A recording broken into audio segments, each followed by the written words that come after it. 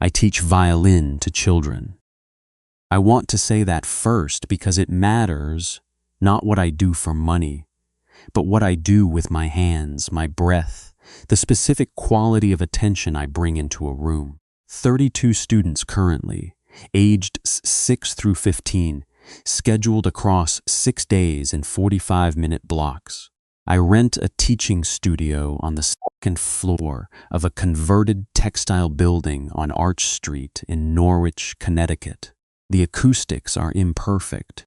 Too much exposed brick, not enough absorption, but it's mine, and the sound bleeds in a way I've come to associate with productivity. When a student draws their bow correctly for the first time, and the note fills that space without wobbling, you can feel it in your jaw. I tell you this because the thing that happened started in my hands, in the act of playing, and because the place where it happened was not some isolated house or abandoned building or remote stretch of empty land. It was a 40-unit apartment building on Franklin Street, fully occupied, reasonably maintained, and loud with the ordinary sounds of people living their compressed urban lives. The horror, if I'm going to call it that, happened in front of people. It happened during the day. It happened while I was doing the thing I'm best at, surrounded by witnesses who saw exactly what I saw but processed it differently. That's the part I still can't make fit anywhere. I moved into Unit 14 in March of last year. Second floor, rear-facing, 1 bedroom with a galley, kitchen, that had been renovated sometime in the early 2000s, with that particular shade of yellowed laminate that landlords seem to think looks clean. The building itself was built in 1971. Poured concrete floors, steel-framed windows that had been retrofitted with vinyl inserts, forced hot water radiators that clicked and pinged through the winter months. 40 units across 4 floors, a laundry room in the basement that smelled permanently of fabric softener and mild sewage, and a superintendent named Gerald who lived in Unit 1 and seemed to operate the entire building through a combination of deferred maintenance and personal charm. I moved there because my previous apartment had been sold to a developer, and because the rent on Franklin Street was just barely manageable against my income. 32 students at $65 per lesson, 6 days a week, no benefits, no safety net. The math worked if nothing went wrong. Things go wrong constantly when you're self-employed, but you learn to live inside a margin, so thin you can feel it flex under you when you breathe. That was my life. I'm not complaining. I chose it. I chose the instrument at 9 and never chose anything else with the same conviction. And that kind of devotion has a price measured in square footage and laminate countertops and neighbors you can hear through the walls. Mrs. Katsaros lived in Unit 8, ground floor, front-facing, directly below and slightly east of my bedroom. I never met her alive. I want to be clear about that. She died in January, 2 months before I moved in. But I knew her name within my first week because of the way people in the building talked about her. Not with grief, exactly, but with a kind of territorial reverence. She had lived there for 23 years. She was Greek, originally from somewhere near Thessaloniki, widowed for at least 15 of those years. She watched television constantly. She kept her door open during the day with a rubber wedge. She could hear everything that happened in the hallway and would comment on it the next time she saw you. These details came to me in fragments from Gerald, from the woman in Unit 12 whose name I never learned, from the couple in Unit 16 who had a baby that cried in 3-hour shifts. The detail everyone mentioned, the one that seemed to function as the shared diagnostic of who she had been, her television. She watched it all day and into the night. Greek programs, apparently, streamed through some device her nephew had set up. But the volume, everyone mentioned the volume, not with anger, with something closer to fondness, the way you might describe a church bell that wakes you every Sunday. Annoying, technically, but eventually the sound becomes the shape of your morning, and you'd miss it if it stopped. It stopped in January. She died in her sleep, according to Gerald. The nephew came, packed what he wanted into a rental van, left the rest for the building to dispose of. Gerald cleaned the apartment himself over the course of a week. By the time I moved in 2 months later, Unit 8 was empty but not yet re-rented. The door was closed. The rubber wedge was gone. No sound came from inside until April. I have to be careful here because the instinct is to make this sound dramatic, and it wasn't. It was barely perceptible at first. I came home on a Thursday around 9:15 in the evening, late lesson followed by a grocery stop, and as I passed Unit 8 on my way to the stairwell, I heard it. Low, not identifiable as any specific program. Just the particular texture of a television playing in an enclosed space. That slightly compressed warmth, the way audio from a screen sounds different from audio from a speaker or a radio. A television has a specific presence. You feel it as much as hear it. I assumed Gerald had started showing the apartment. Maybe he'd turned on a television to make it feel occupied for potential tenants. I thought nothing else about it. I went upstairs, put away groceries, practiced scales for 20 minutes to settle my hands after teaching all day, and went to sleep. The next night, same thing. 9:40 something. I noticed it because I was looking for it. The way your ear tunes to something once it's been flagged. Same low presence, same quality. I slowed slightly as I passed the door, but didn't stop. Saturday I left early and came home late. Sunday I didn't go out. Monday evening I came home at my usual time and the sound was there again. Still low, still indistinct, still carrying that particular warmth. On Tuesday I asked Gerald about it. I caught him in the hallway near the mailboxes and mentioned it casually. Was he showing the unit? Had someone moved in? Was there a timer on something inside? He looked at me with an expression I couldn't initially read. Then he said something I've replayed dozens of times since. It does that. Not, someone left the TV on. Not, I'll look into it. Not, that's strange. It does that, as though the building had a known behavior, and I was simply encountering it for the first time. I asked what he meant. He said the nephew's television was still in there, one of those big flat panels mounted to the wall, never taken during the clean-out. He said it had been turning itself on at night since mid-February. He'd gone in, unplugged it, and it stayed off for 2 days. Then he heard it again. He went back in. It was plugged in, not by him. He unplugged it again. Same result. He called the nephew. The nephew said he didn't care. It wasn't his problem. Keep the TV or throw it out.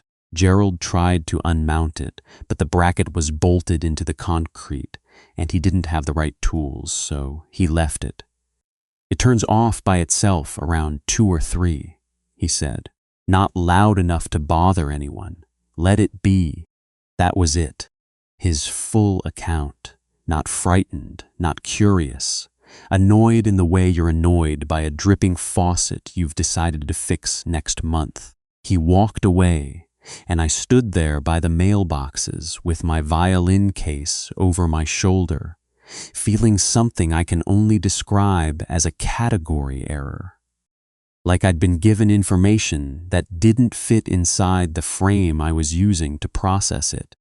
A television that plugs itself back in. Gerald said this with the same tone he'd used to tell me the laundry machines take quarters, not dollar coins. I want to be honest. I didn't feel afraid. I felt interested. I'm a musician. Pattern recognition is my entire profession. When a 6-year-old draws their bow and produces a sound that's wrong, I hear the geometry of the wrongness, the angle, the pressure, the speed, as a system of relations, not a single error. Something in me reached toward the television the same way. Not what is this, but what is the shape of this? That was my first mistake, probably. Reaching toward it as a structure to understand, but I didn't know that yet. Over the next 2 weeks, I developed a habit. Not deliberate, or maybe deliberate in the way habits are before you admit them to yourself. I would come home, pass Unit 8, slow down and listen. Sometimes the television was on, sometimes it wasn't. But when it was on, I began to notice something. The sound wasn't random. It wasn't the wash of a channel left playing. No recognizable voices, no laugh tracks, no commercial breaks. It was a tone, continuous low, not quite a drone. It had a shape, a very slow oscillation, almost too gradual to hear, unless you stopped moving entirely. I stopped one night, just for 10 seconds, and I felt it. Not in my ears, in my chest. The way a cello's C string resonates in your sternum when you're standing too close to it. A frequency that lives below audibility and above feeling. I went upstairs and sat on my bed, and my hands were shaking. Not from fear, from recognition. I knew that sensation. I produced that sensation. It's what happens when a resonant frequency meets the right enclosure at the right amplitude. The walls of the space and the body of the listener become part of the instrument. Mrs. Katsaros's apartment was not playing television audio. It was producing a resonance, and my body was tuned to hear it because I've spent 26 years training it to hear exactly that. The next day I taught 7 lessons and couldn't focus on any of them. Not because I was afraid, because I was composing. Something had started in my hands. Not a piece I was writing, but a piece that was writing itself through the motor memory of my fingers. Between students, in the 5-minute gaps while one child packed up and another unpacked, I'd find my left hand moving on the neck of my violin in a pattern I hadn't chosen. A slow figure, 4 notes, descending, with a slight glide between the second and third that wasn't quite a portamento and wasn't quite a discrete interval. Something between. I wrote it down in my lesson notebook, between a 7-year-old's practice instructions and a reminder to order new E strings, 4 notes. I wrote them in standard notation. They looked ordinary on the page, but when I played them that evening in my apartment, just once, just to hear, the sound that came out of my violin was not the sound those notes should have made. It was the sound from downstairs. Not similar to it, identical to it, the same slow oscillation, the same below-hearing presence. I put the violin down immediately. I set it in its case and closed the latches and put the case in my closet and shut the door. Then I stood in my kitchen and drank a glass of water and told myself I was overtired.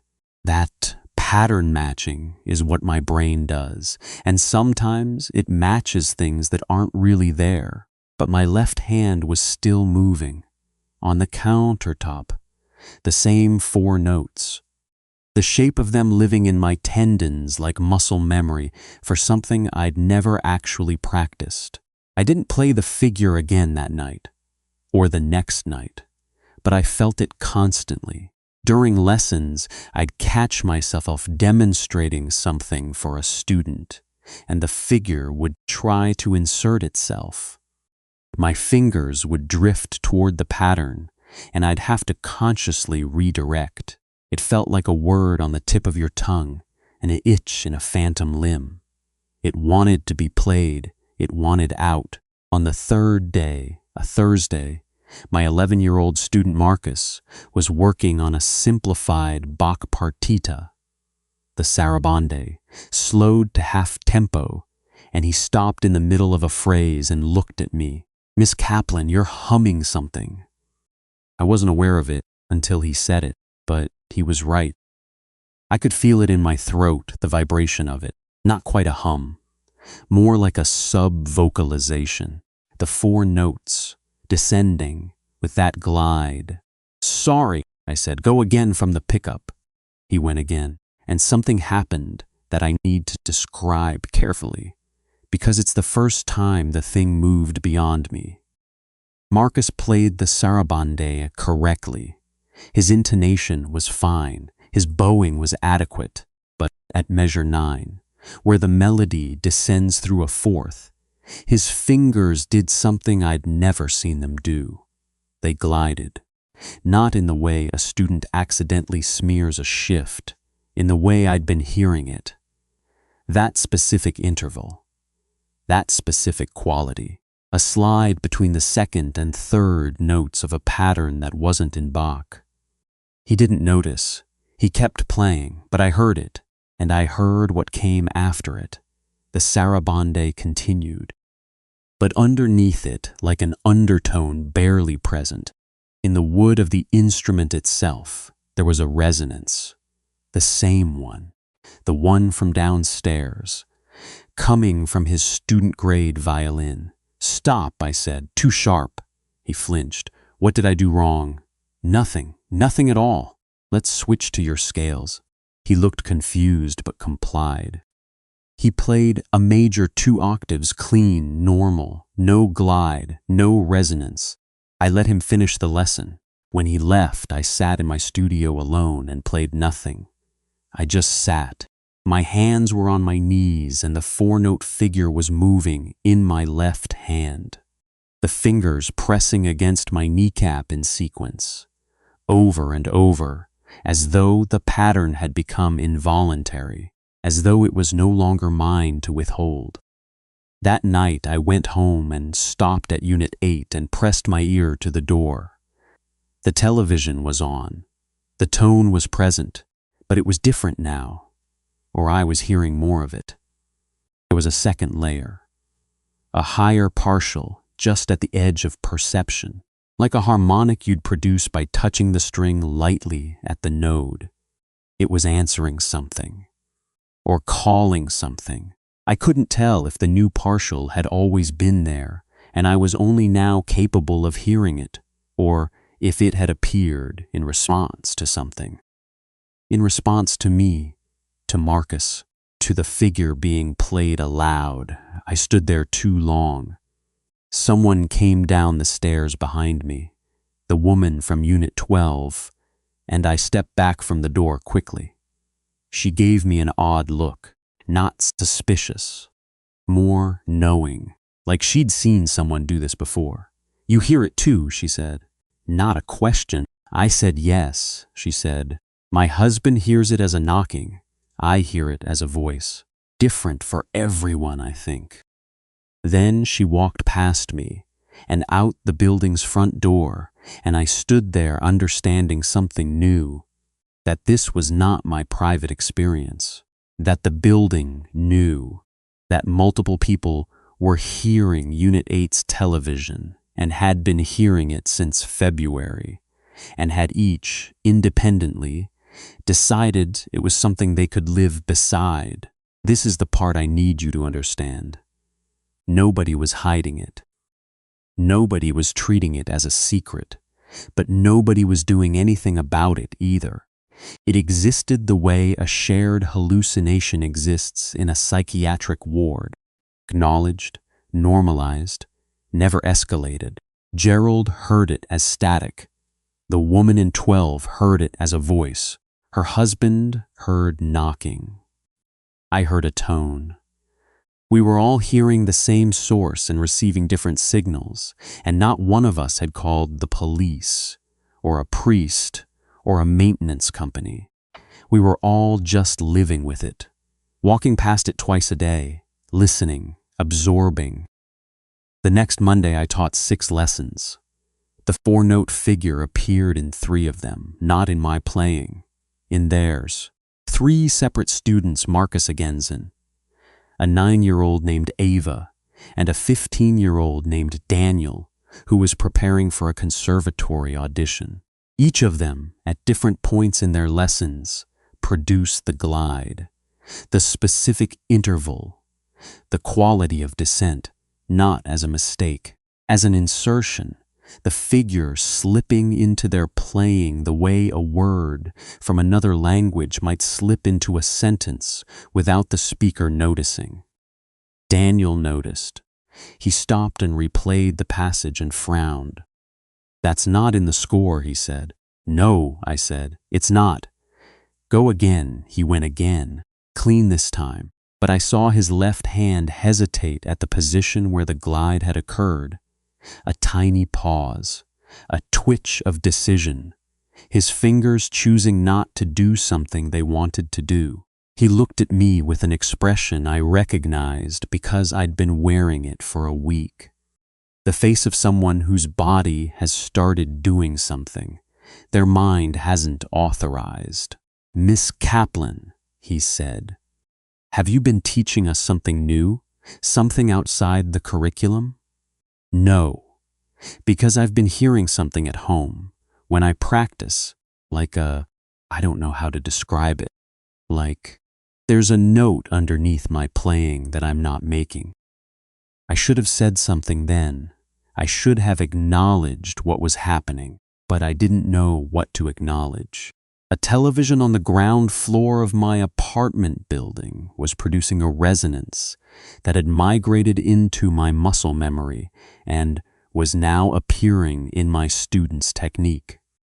Students who had never been inside my apartment, who had never heard the television, who practiced in their own homes on their own instruments, in their own acoustic spaces.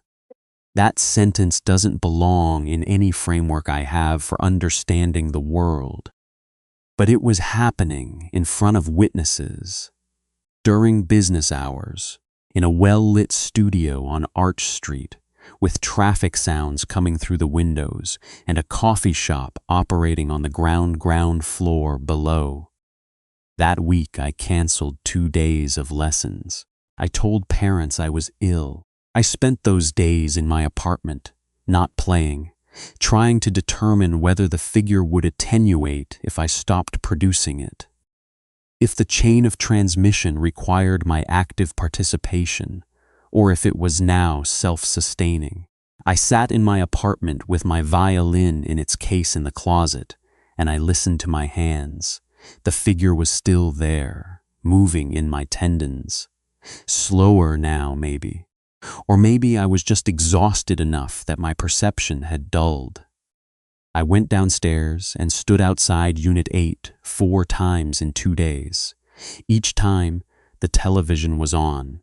Each time the tone was present. Each time there were more partials in it.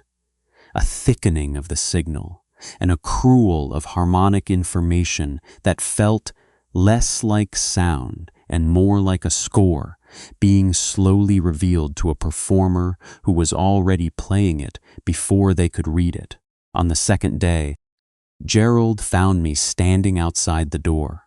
He had a toolbox with him. He looked at me with weariness. "You want to go in?" he said. "I want to see it. Everyone wants to see it eventually." He unlocked the door. The apartment was empty, truly empty. No furniture, except the television mounted to the wall. A 48-inch Samsung, maybe 2018 or 2019 model. Black screen, no standby light, no power cord visible. I looked and the cord ran behind the mount into the wall. It's off right now, Gerald said. Does it turn on at a consistent time? Used to be 9:30. Now it's earlier, 7 sometimes. Last week I heard it at 5 in the afternoon. You said it turns off around 2 or 3 a.m.? Used to. Now, sometimes as it's still going when I wake up at 6. The window was growing. The operating hours were expanding. I stood in that empty apartment and felt the absence of Mrs. Katsaros as a kind of vacuum. The space where a person had been for 23 years, watching television 16 hours a day, and the television had learned the shape of being watched, had learned what it meant to fill a room with presence, had learned to perform the function of company. And now that its audience was gone, it was reaching for a new one. That's what I thought then. I've since come to think something worse. Can I stay? I asked Gerald. He shrugged. Lock up when you leave. He handed me the key. Not a spare, his key. He didn't want it back. I could see that in the way he let go of it. The way you release something you've been carrying too long. I sat on the floor of Unit 8 and I waited. At 6:47, the television turned on. Not with a click or a startup sound. No logo, no input menu. Just light. The screen went from black to a luminous gray, the gray of a channel receiving no signal, and from that gray came the tone. Not from the speakers, from the screen itself. From the glass or the panel or whatever substrate carried the image. The sound was in the light. They were the same thing, and it was the figure, my figure, the 4 notes, stretched out across a span of time so vast that each note lasted minutes rather than moments. I was hearing the piece I'd been carrying in my hands slowed to a rate that made it environmental. No longer music, now weather, now atmosphere. Now the sound a room makes when it has been doing something for so long that the walls have incorporated the practice. I sat there, and I listened, and I felt my body respond. Not fear, not comfort, something else. The sensation of being correctly oriented, of facing the right direction for the first time. My hands stopped moving. The figure in my tendons went still, not gone. Satisfied, as though it had been a homing signal and I had arrived. I stayed until 11 and left only because my body demanded sleep. I locked the door behind me, went upstairs, slept immediately and deeply and without dreams. The next day I taught all my lessons and the figure appeared in every single one, every student, every piece. Regardless of their level, regardless of their repertoire, regardless of whether they were playing scales or etudes or Vivaldi or fiddle tunes. Somewhere in each lesson, the glide appeared, the descent, the 4 notes, inserted so smoothly into their playing that if you weren't listening for it, you might miss it entirely, might hear it as an ornament, a stylistic choice, a memento of expression that the student had developed independently. But I was listening for it, and I heard it every time. And something else, I heard it in my own teaching, in my demonstrations. When I picked up my violin to show a student how a passage should sound, the figure was there, in my fingers, in my tone. I was teaching it to them. Not deliberately, not consciously, but every time I played for a student, the 4 notes were embedded in my sound like a watermark in paper, invisible until you knew to look, and then impossible to unsee. By Friday, I had heard it outside my studio. I was at the coffee shop on the ground floor, waiting for my afternoon block to start, and from somewhere, the speakers, another customer's headphones leaking, a passing car. I heard it, the descent, the glide, the specific interval. I couldn't locate the source. I looked around and no one else reacted, but it was there, in the ambient sound of the world, getting in. That weekend I did something I hadn't done in 7 years. I called my mother. Not because I wanted comfort or advice. My mother and I have a relationship defined by its distance, carefully maintained from both sides. But because I needed to hear someone who had known me before. Someone who could tell me whether my voice sounded different. We talked for 40 minutes. Ordinary things, her garden, my schedule, a cousin's wedding I wouldn't attend. And at the end, before she hung up, she paused. "Are you learning something new?" she asked. "What do you mean, your voice? There's something in it. I don't know, a lilt. Something that wasn't there before. It's nice, actually. You sound more resonant." I said I'd been practicing more. She said she could tell. We hung up. I sat with the phone in my hand and understood that it was in my voice now. Not just my hands, my voice. The thing that was not music, but behaved like music. The thing that had entered through my ears and lived in my tendons, and was now present in the fundamental vibration of my speech. I went back to Unit 8 that night, let myself in with Gerald's key, sat on the floor.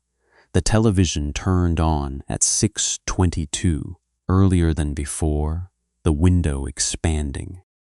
The gray light filled the room and toned my chest, and I sat there and I played. I hadn't intended to bring my violin. I had brought it the way you bring your keys, your phone, without decision. It was in my hands, and then it was under my chin, and then I was playing. Not the figure. Something larger. Something the figure was a fragment of. A piece I had never learned, never seen scored, never heard performed, but which my fingers knew, which my bow arm shaped without hesitation. A slow, descending melody that moved through intervals I couldn't name. Intervals that didn't exist in the equal-tempered system I'd been trained in. Intervals that belonged to a tuning older than Western music, older than notation, older than the concept of discrete pitch. I played for an hour, maybe more. I don't know. Because I wasn't tracking time, I was inside the sound the way you're inside a conversation, unable to see its edges while you're in it. When I stopped, it was because the television turned off. Not at 2 or 3 a.m. At exactly the moment I stopped playing. As though it had been listening. As though it had been accompanying me. Or I had been accompanying it. My fingers ached. Not from strain, from use. The good ache. The ache of having played fully, with your entire body engaged. The way you play when no one is watching and you have nothing to prove, and the music is for the music's own sake. I hadn't felt that in years. Teaching takes it from you gradually. The constant fragmentation of your attention. The perpetual incompleteness of giving 45 minutes to someone else's struggle and then immediately giving 45 more to someone else's. You stop playing for yourself. You forget what it felt like to be inside a piece rather than outside it, guiding. The television had given that back to me. I need to tell you what happened next, and I need to tell you honestly, which means admitting that I didn't resist it. I didn't want to resist it. For 2 weeks, I went to Unit 8 every evening and I played. The television turned on earlier each night. 6, then 5:30, then 5, as though it was adjusting to my schedule, accommodating my availability. I would sit on the floor of that empty apartment, and I would play the piece that wasn't a piece, the long, descending, endless melody that had no beginning and no end, only the section I was currently inside. Each night I entered at a different point.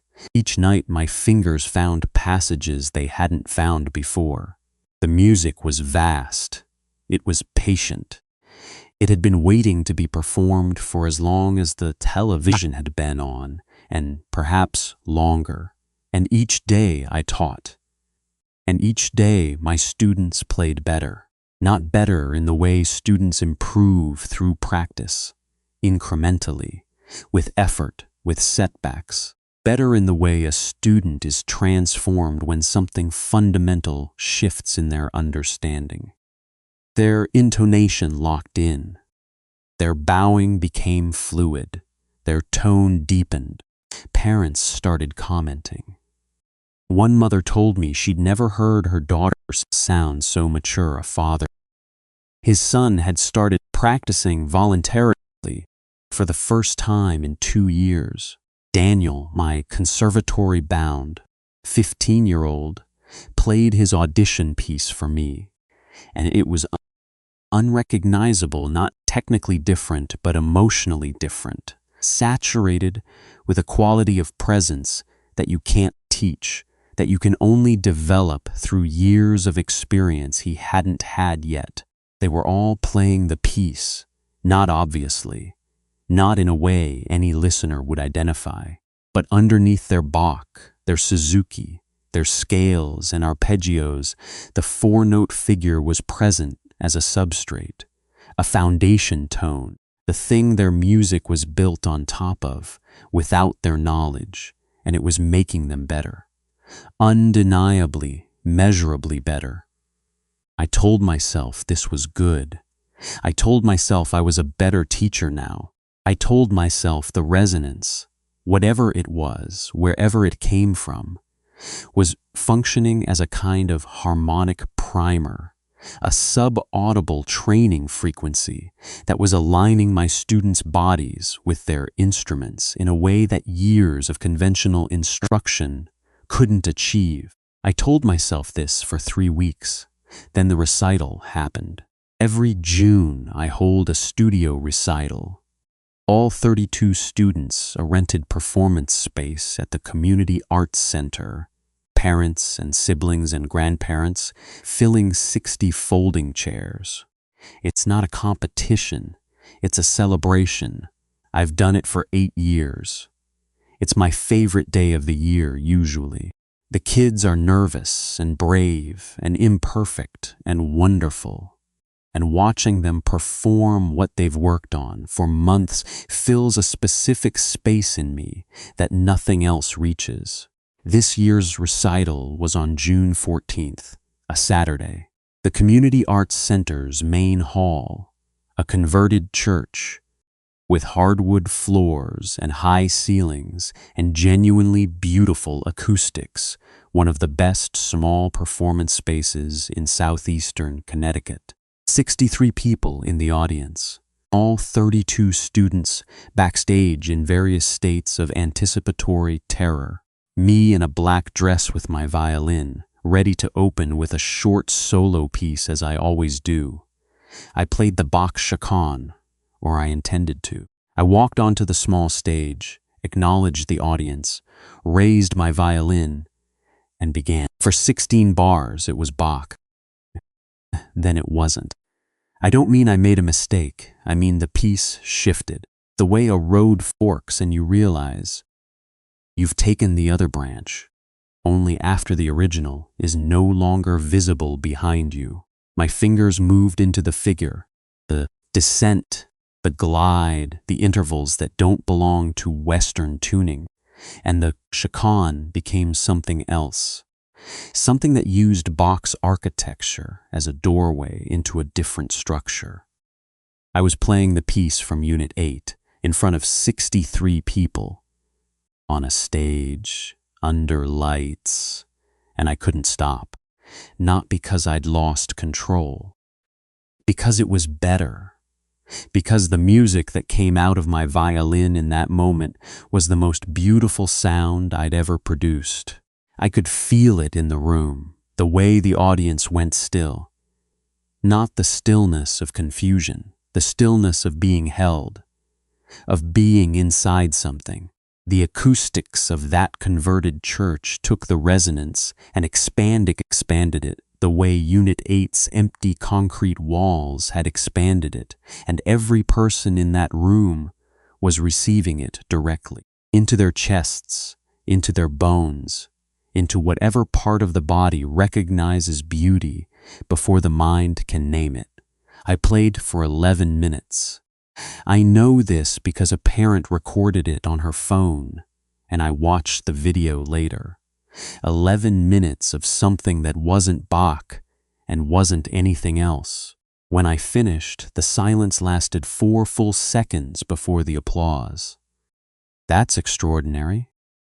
A 4-second silence means the audience forgot they were an audience, forgot the social contract of clapping, were simply inside the sound, and then suddenly were not, and needed time to remember where they were. They clapped. They clapped hard. I bowed and smiled, and felt sweat running down my spine, and told myself it was fine. It was beautiful. It was a gift. Then my students began their performances. Marcus went first. His simplified saraband. He walked on stage with his half-size violin and his clip-on bow tie, and he began, and within 8 bars the piece had shifted. The same way mine had, not a mistake, a departure. His 9-year-old fingers moving through intervals they shouldn't have known, producing sounds his student-grade instrument shouldn't have been capable of. His mother in the audience leaned forward. His father put down his phone. Ava went second. Same thing. Her Twinkle, Twinkle, Little Star, a beginner piece, a nothing piece, became something that made 2 people in the audience start crying. Student after student, piece after piece. 32 children walked on stage, and each of them, within their first minute, stopped playing their prepared repertoire and began playing the piece, the same piece, the one from Unit 8, each of them entering it at a different point, each producing a different section, but all of them performing the same vast, descending, endless melody that I had been learning in an empty apartment for 3 weeks. And it was extraordinary. Every performance was extraordinary. The audience was rapt. Parents were filming. People were weeping. A man I didn't know in the back row had his eyes closed and his hand over his mouth, and his body was swaying slightly, receiving it the way you receive something sacred. No one was confused. No one was concerned. No one looked at their child and said, "What are you playing? That's not what you rehearsed." They simply listened. They simply received, except me. I stood at the side of the stage and watched 32 children perform music they had never been taught, in a tuning system that doesn't exist, with a fluency that exceeded their training by years, and I understood what I had done. I had carried it from Unit 8 to my studio. I had transmitted it through my demonstrations. I had given it to them through touch, adjusting their hand positions, guiding their bow arms, placing my fingers over their fingers to show them where the notes lived. I had been a vector, not a teacher, a vector. And the audience, 63 people sitting in a resonant space, receiving the piece for 90 minutes straight, not just hearing it, absorbing it, the way I had absorbed it that first night outside Unit 8, the way it had entered through my chest before it entered through my hands. The recital ended. People lingered. They talk to each other in the soft, dazed way people talk after a religious service or a particularly affecting film. Not yet fully returned to ordinary life. Several parents approached me to say it was the best recital they'd ever attended, that their children had never sounded like that they didn't know the piece but wanted to know its name. Could I send them a recording? Could their child learn more of it? I smiled. I said thank you. I said I'd send information. I packed up. I drove home. I went to Unit 8 with Gerald's key, and I sat on the floor in the dark, and the television was already on. Had been on all day, probably. The window had expanded to fill the entire space. There were no off hours anymore. The gray light filled the room, and the tone filled my body, and I understood that the piece was nearly complete, that I'd been performing a function, not learning something but broadcasting something, that Mrs. Katsaros had watched this television for 23 years, and whatever she'd received had stayed inside these walls, contained by her presence, her attention, her body's absorption of it. She had been a container, a dampener. She watched and watched and watched, and the signal stayed inside her and inside this room and went nowhere else. And then she died, and the container broke, and the television, which had perhaps been playing for her, and only for her for 23 years, began playing for anyone. And I, with my trained ears, my tuned body, my hands built for transmission, I had been the first adequate receiver since her, the first person capable of not just hearing it but reproducing it, carrying it, passing it on. I sat in Unit 8, and I counted 32 students, 63 audience members, their families, the people they would hum to tomorrow, the way my mother had heard it in my voice, the people who would hear it, third hand, fourth hand, the way a melody spreads through a population, carrier, throat to throat, hand to hand, not a virus, a performance, a piece of music looking for enough performers to finally be played in full.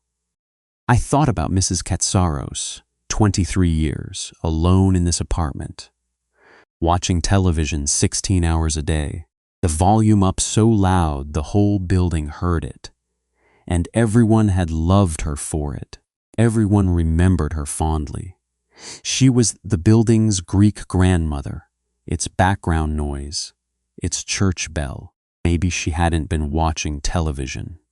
Maybe she'd been holding it, absorbing it, keeping it inside the room through sheer persistence of attention. And the volume everyone remembered. Maybe that wasn't her being deaf or inconsiderate. Maybe that was the sound of containment, the sound of one person absorbing something meant for many, the sound of a woman doing alone what should have required a congregation. And she did it for 23 years, and it killed her in her sleep in January. And now it was in 32 children and 63 adults and spreading. I should have destroyed the television. I know that. I should have taken a hammer to it that night, should have cut the power at the breaker, should have done anything other than what I actually did. What I actually did was play. I sat in Unit 8 and I played the piece all night. I played the section I knew, and then I played sections I didn't know I knew. And then I played sections that weren't from the piece at all. They were from Bach and Brahms and Bartók and folk songs and scales and everything I'd ever learned, and the piece took them all, incorporated them, used my entire musical history as material, as fuel. It grew in my hands. It grew through me. I stopped at dawn because my fingers were bleeding, literally bleeding, the strings having worn through the calluses I'd built over 26 years. I put my violin down and looked at my hands, and they were still moving. The figure, the 4 notes, descending with the glide, over and over, even with no instrument beneath them. That was 3 months ago. I still teach. I still have 32 students. I still rent the studio on Arch Street. Nothing looks different from the outside. I hold lessons. I demonstrate. I adjust hands and arms and bow positions. My students are, by every measurable standard, better than they have ever been. 2 have been accepted to summer intensives at programs that don't normally take children their age. Daniel got into his conservatory program. Parents are happy. The waiting list for my studio is longer than it's ever been. Word has spread that something special is happening in my teaching, and people want access to it. I haven't been back to Unit 8 since that night. The television is still on. I can hear it when I pass. Everyone in the building can hear it. Gerald hasn't tried to fix it.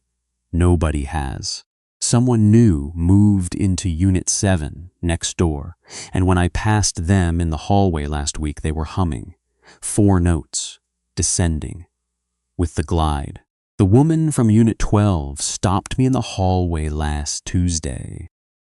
She asked me if I give lessons to adults. She said she'd always wanted to learn an instrument. She said she'd been hearing music lately, not from a specific source, just in general, in the background of her life, like a song she couldn't quite remember but couldn't quite forget. She thought maybe if she learned to play, she could get it out, could give it somewhere to go. I gave her my card. I have 33 students now. My hands are still moving. Right now, as I tell you this, my left hand is pressing against my thigh in a pattern. 4 notes. Stopped trying to make it stop. It doesn't hurt. It doesn't interfere with daily life. It just continues. The piece continues. It has always been continuing, I think. Long before the television, long before Mrs. Katsaros, long before the building existed. It was waiting for the right conditions, a resonant space, an attentive body, a vector with trained hands, and now it has those conditions, and it is being performed, not by me, through my students, through the audience members who went home that night in June and hummed something to their families that they couldn't identify but couldn't stop. I don't know what happens when the piece is complete. I don't know if it can be complete. Maybe that's the wrong framework. Maybe it isn't a piece with a beginning and end. Maybe it's a frequency that requires a certain density of carriers before it achieves something, reaches something, becomes audible to something that has been listening for it.